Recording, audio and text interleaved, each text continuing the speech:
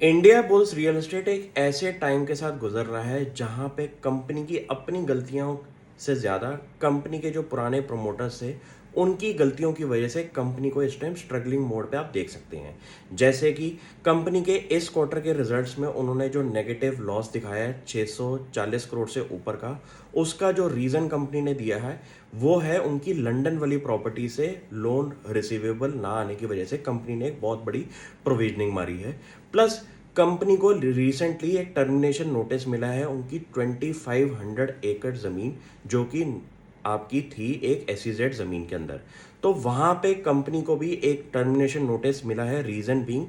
Projects time पे ना complete करने का। अब कंपनी की अगर मैं वैल्यूएशन की बात करूं तो आप इस कंपनी को उस तरीके से देख सकते हैं कि कंपनी की अपनी गलती ना होने के बावजूद इस कंपनी को एक स्ट्रगलिंग मोड पे कंपनी के पुराने प्रोमोटर्स ने डाल दिया है। अब कंपनी के पास अगर मैं पूरे के पूरे उनके प्रोजेक्ट्स की बात करूं तो उनका जो सेलेबल लैंड था वो है अराउंड 12.2 मिलियन स्क्वायर फीट, और उनके जो टोटल प्रोजेक्ट्स इस टाइम मार्केट में लगे हुए हैं वो हैं 30 मिलियन से ऊपर के।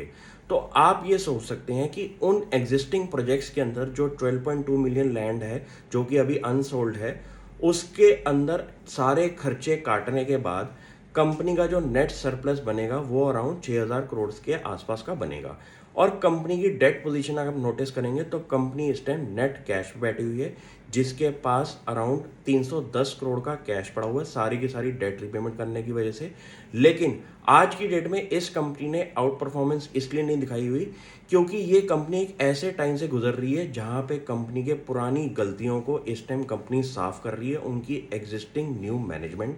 और ये ऐसा स्टॉक है कि जहां पे आप ऐसा टाइम देख सकते हैं कि कंपनी जब अपने पुरानी गलतियों को अच्छी तरह से साफ कर देगी और नई मैनेजमेंट जो एग्रेसिवली इस कंपनी को ठीक करने पे लगी हुई है, मुझे उस मैनेजमेंट पे ट्रस्ट है। क्योंकि ये ऐसा स्टॉक है जहां पे एक बहुत बड़ा कंपनी के पास लैंड बैंक बैठा हुआ है,